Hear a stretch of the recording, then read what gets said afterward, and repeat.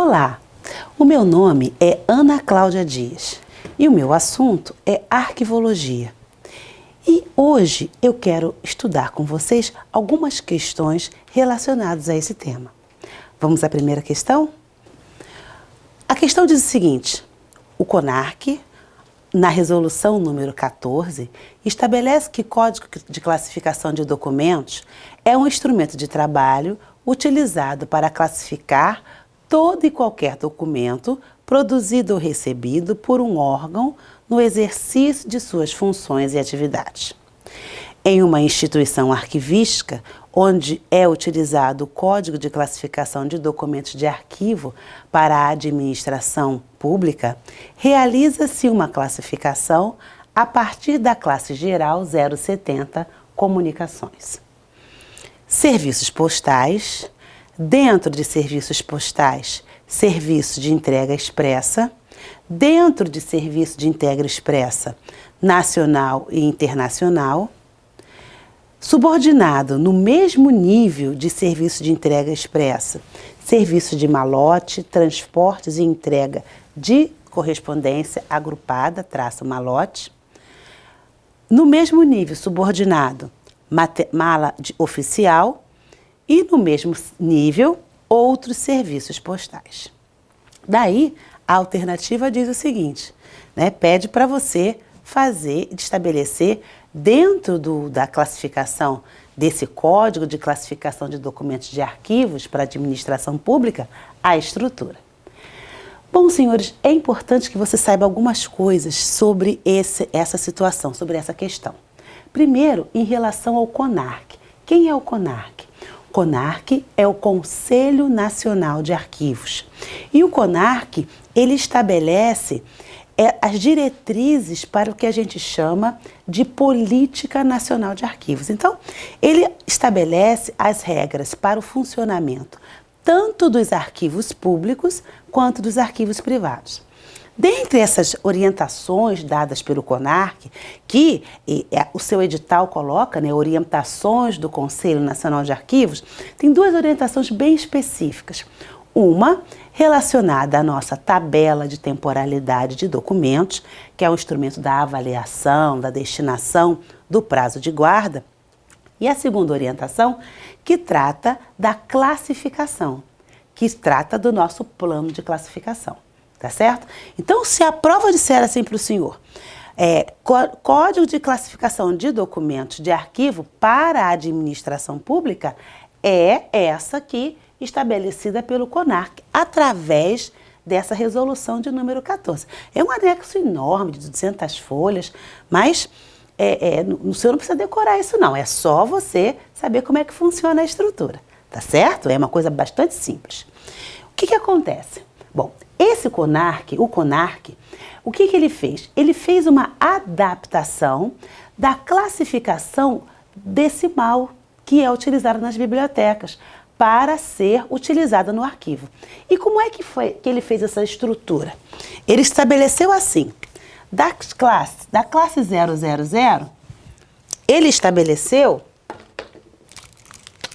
que seria administração geral. Da classe 100 à classe 800, ele estaria adaptando aos objetivos da instituição.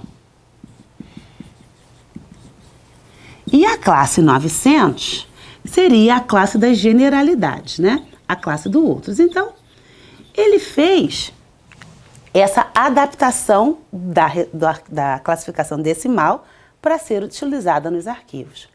Ah, professora, mas como é que é essa classificação decimal?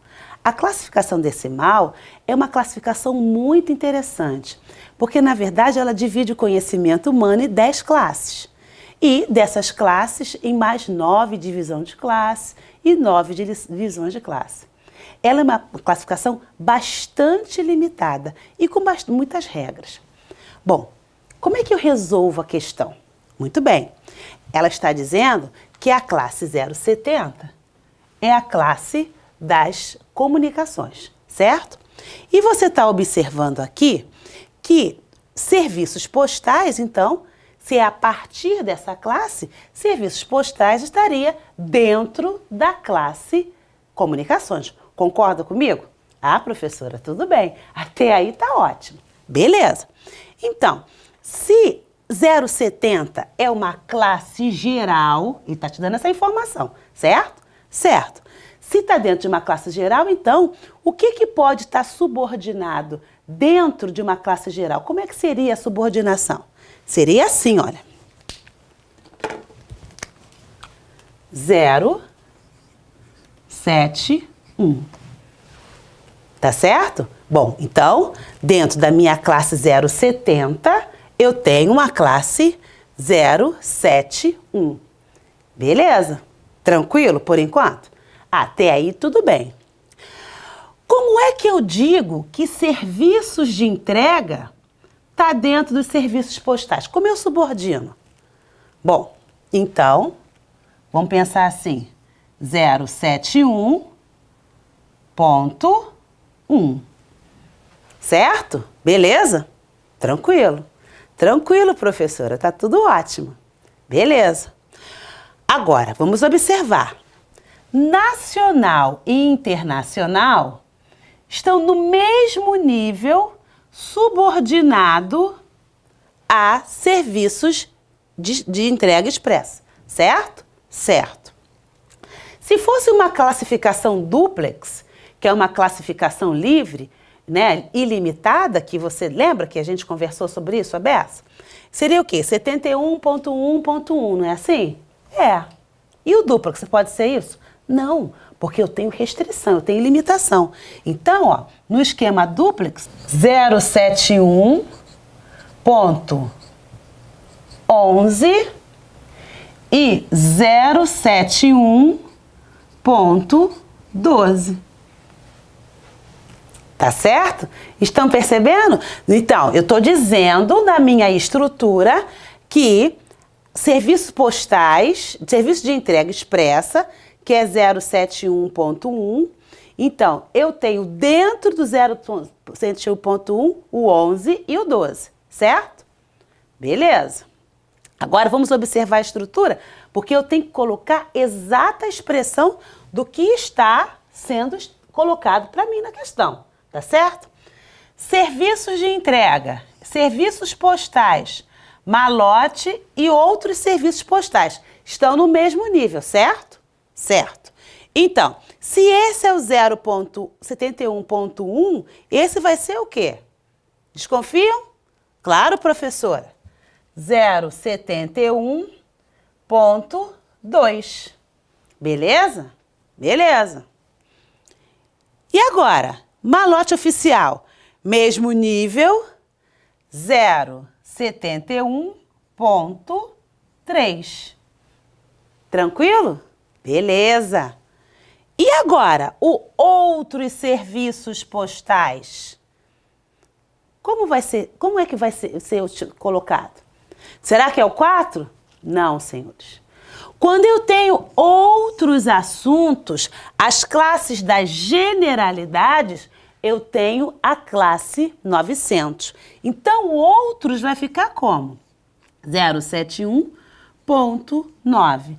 Por quê, professora? Porque é a regra do método. Olha lá o que o CONARC fez. Tá? 000 administração, 100 a 800 objetivos e 9 generalidades. Como se eu dissesse assim para vocês, ó, diz que 9 para outros assuntos ou para falar com o atendente.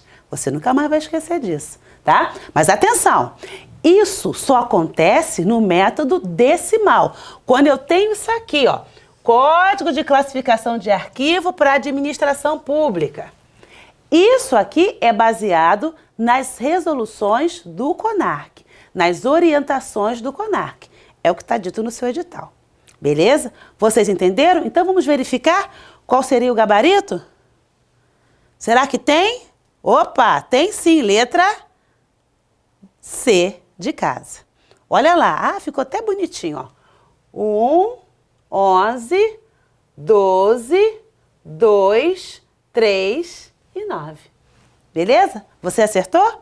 Espero que você tenha acertado, hein? Então vamos para a próxima questão? Então, vamos mudar de assunto agora.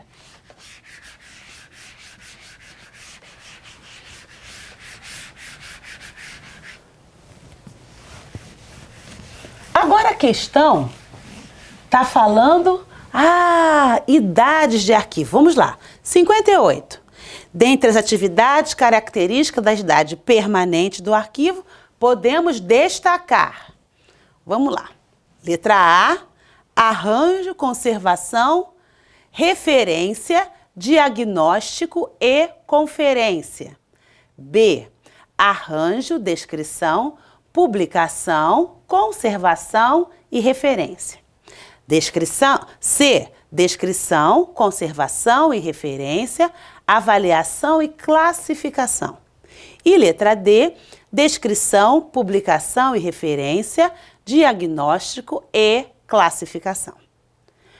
Muito interessante essa questão, porque essa questão ela fala especificamente do arquivo permanente. Então, vamos pensar como é que funciona o arquivo permanente. O que acontece no arquivo permanente? Bom, primeira coisa que você tem que lembrar é o prazo de manutenção do documento no arquivo permanente, que é para sempre. Documento permanente, senhores, não pode ser eliminado, sob nenhuma hipótese. Por que eu não posso eliminar um documento no arquivo permanente? Porque esse documento, ele ganhou um outro valor. Ele ganhou um valor de natureza secundária, que é o valor histórico, valor probatório, valor informativo.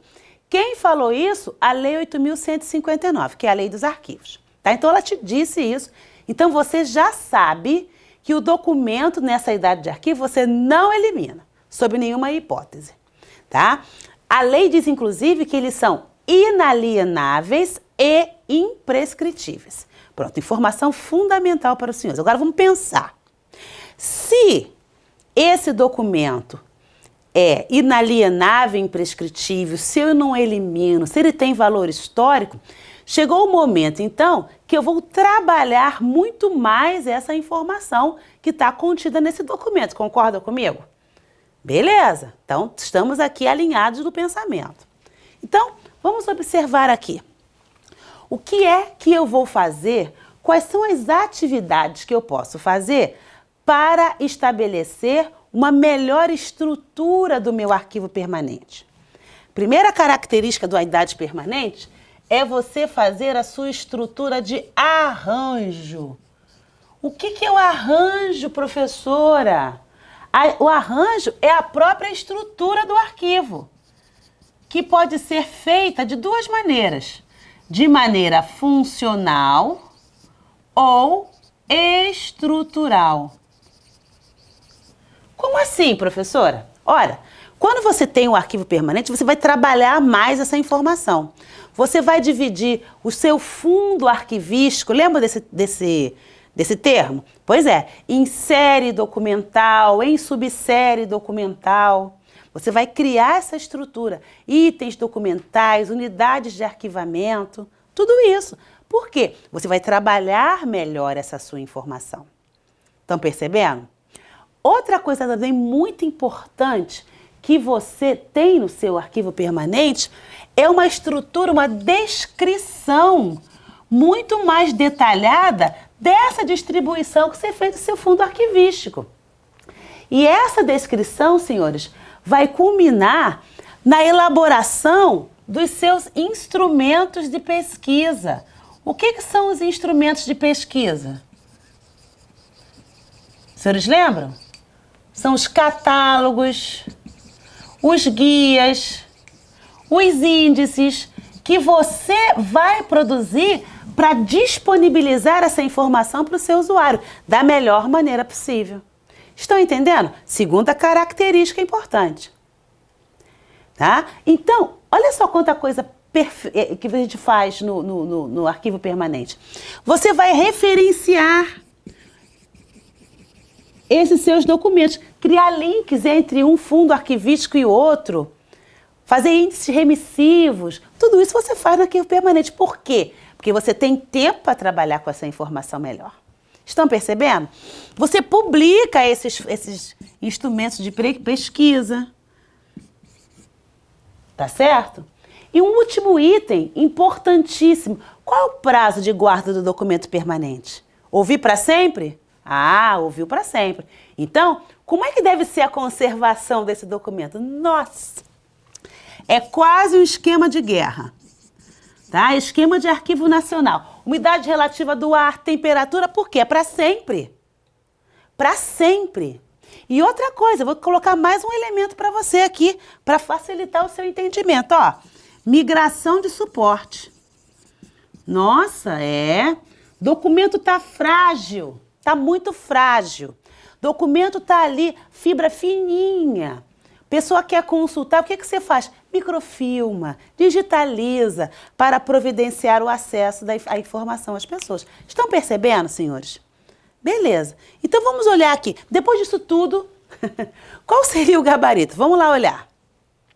A. Arranjo, conservação e referência, diagnóstico e conferência. Arranjo, descrição e publicação, conservação e referência.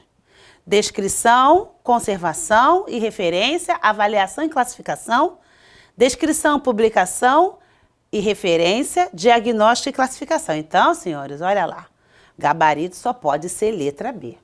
Agora vamos admitir que o senhor não se lembrasse de nada disso na prova. Ah, não me lembrei, professora. Sinto muito, não me lembrei.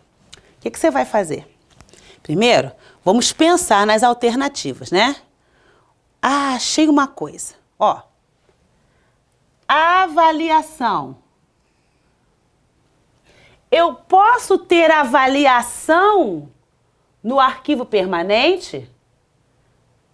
Não, né?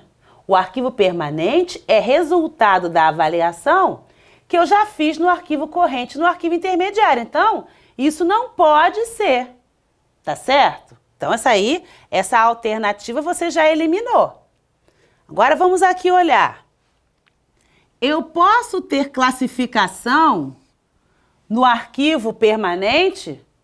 Não, né, senhores? Quem classifica? O protocolo. Onde está o protocolo? No arquivo corrente. Puxa, já eliminei duas alternativas, professora. Quer mais uma? Olha aqui. Diagnóstico. O que é o diagnóstico? É o levantamento, senhores. Aquilo que eu vou fazer é quando eu vou conhecer a empresa para fazer a estrutura de arquivo dela. E pode ser no arquivo permanente? Não, senhores. Então, mesmo que o senhor não soubesse tudo isso aqui que a gente estabeleceu, que agora você já sabe, você já poderia resolver a questão. Beleza? Gostaram? Então, muito bem. Espero que tenham acertado também. Vamos para a próxima? 59. Vou apagar tudo aqui. Vamos para outra situação.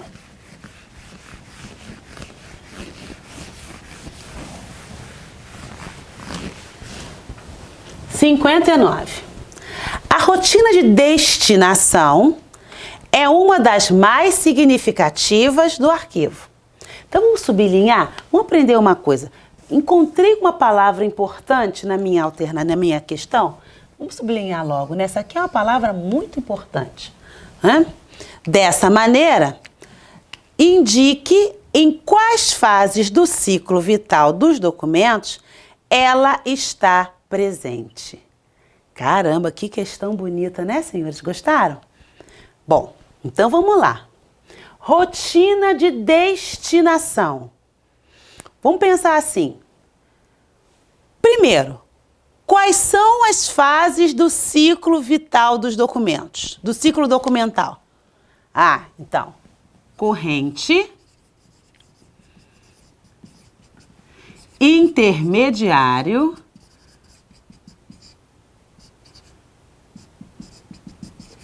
e permanente. Essas são as fases do ciclo vital. Correto? Beleza. Então, qual é o instrumento da destinação? Ah, eu ouvi tabela de temporalidade? Ouvi, né? Claro que os senhores sabem disso. Então, tabela de temporalidade vai indicar o quê? Prazo de guarda. Vai fazer a avaliação. A destinação. Qual pode ser a destinação final dos documentos do arquivo? Só pode ser duas coisas. O recolhimento ao arquivo quê? Permanente ou a eliminação. O descarte do documento. Já respondi a questão? Já, né? Então, vamos observar.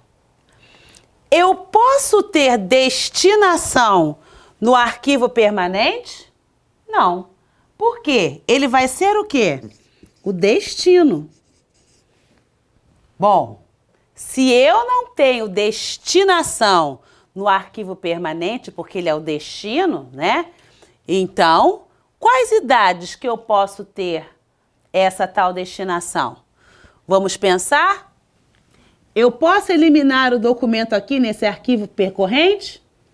Sim. Eu posso eliminar um documento no arquivo intermediário? Sim. E no permanente? Não. Por quê? Ele já é o meu destino. Então, qual seria o gabarito, senhores? Vamos observar? Corrente intermediária. Perceberam? Sim, professora. Porque a destinação, ela pode acontecer nessas duas idades. Corrente ou intermediário. Nunca no arquivo permanente. Legal essa também, né? Gostaram? Poxa, gostei muito. E a próxima? Vamos aqui apagar de novo. Outro assunto.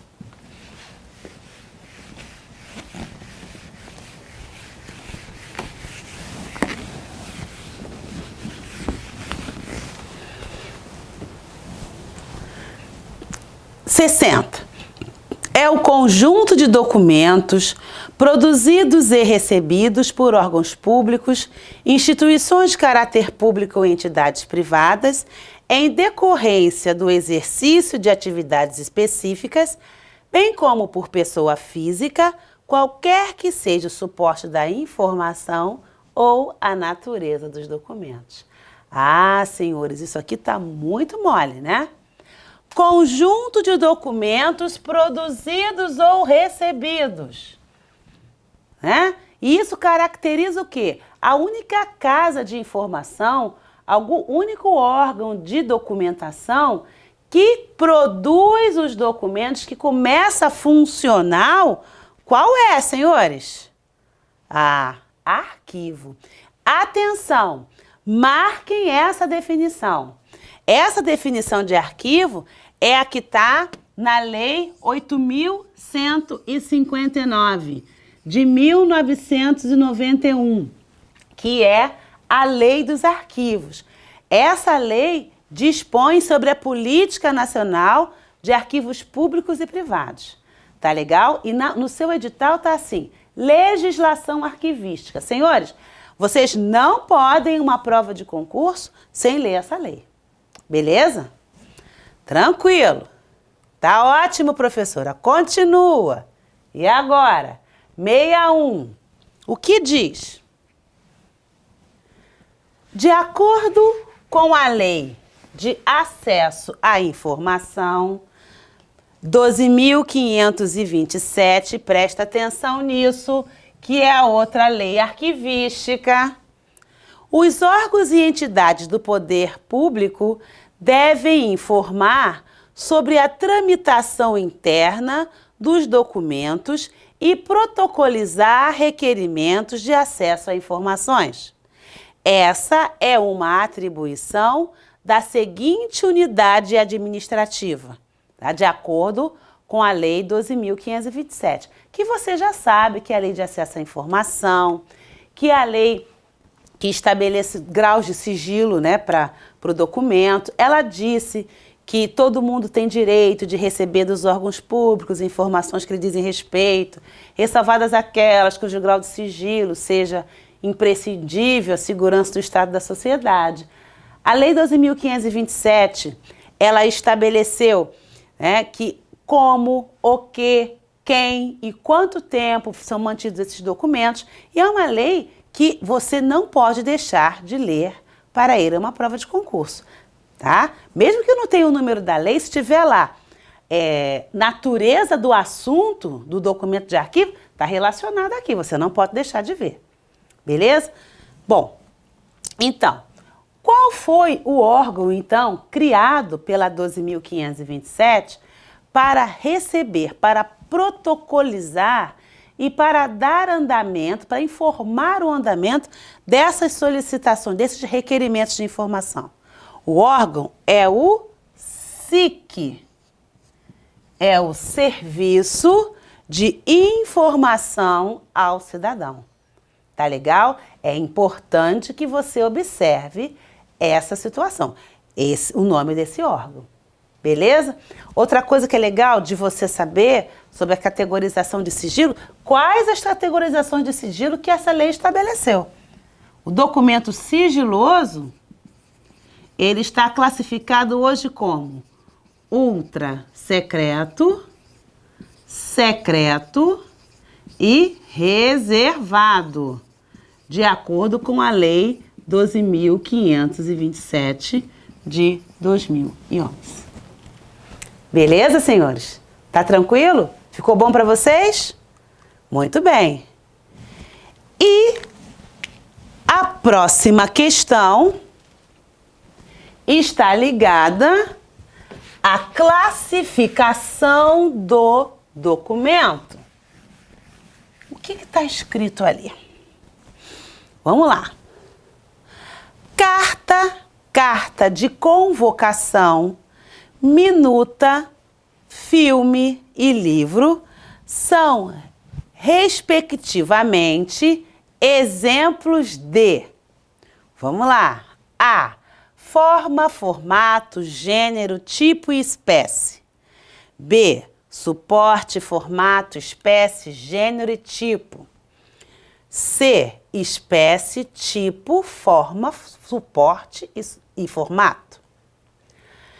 D, tipo, espécie, formato, suporte e gênero.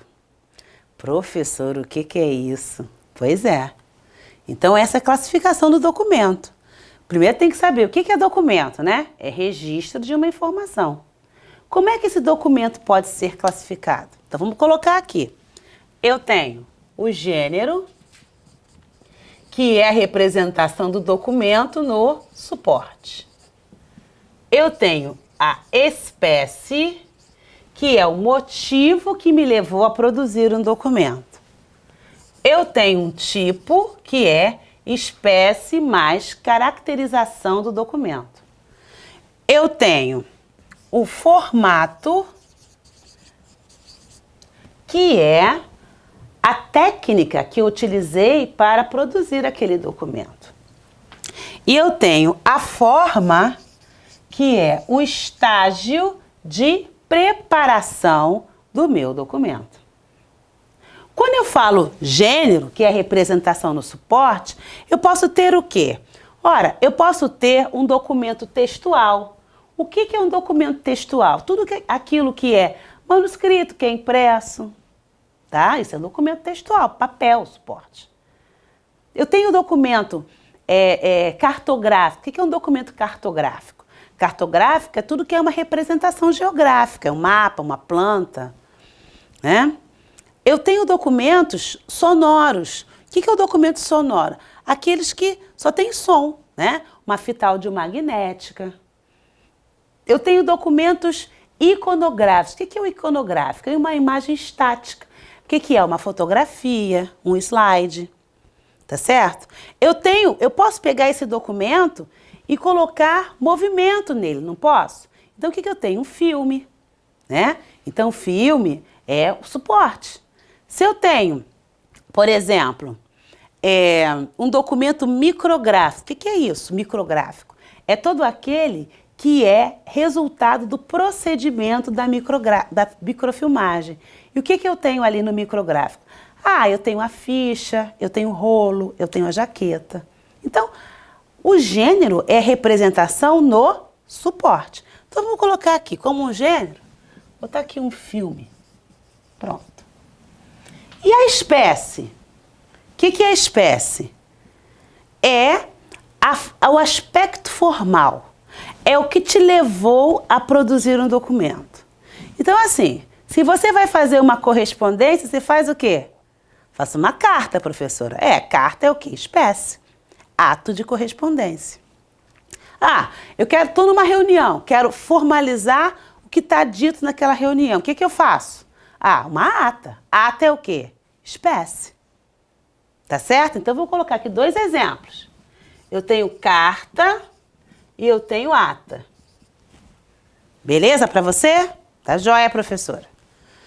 E o tipo? É espécie mais caracterização, mais formalização daquela espécie. Especificação da espécie. Então, por exemplo, se eu tenho uma carta e eu falo carta de convocação, eu tenho o quê? Tipo. Então, ó, carta de convocação, tipo. Se eu tenho ata de eliminação, tipo. Beleza? Muito bem. E o formato? É a técnica que eu usei. Se a gente pensar em informática, PDF, PPP.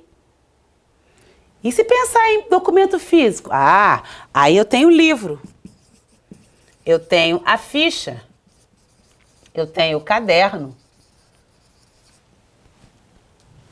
E a forma? A forma é o estágio de preparação do seu documento.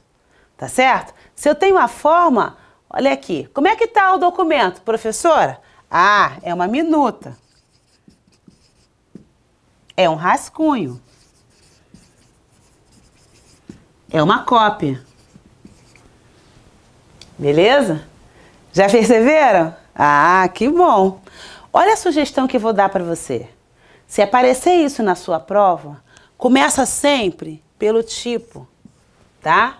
Porque o tipo vai ser uma espécie mais a especificação da espécie, a caracterização da espécie. Aí você não erra. A espécie é sempre o radical. Olha lá. Estão percebendo? Então vamos lá para a nossa questão? Onde é que está o tipo? Vamos lá? Ó. Pronto. Já achei o gabarito. Qual é o gabarito? Letra C. Perceberam? Não é facinho?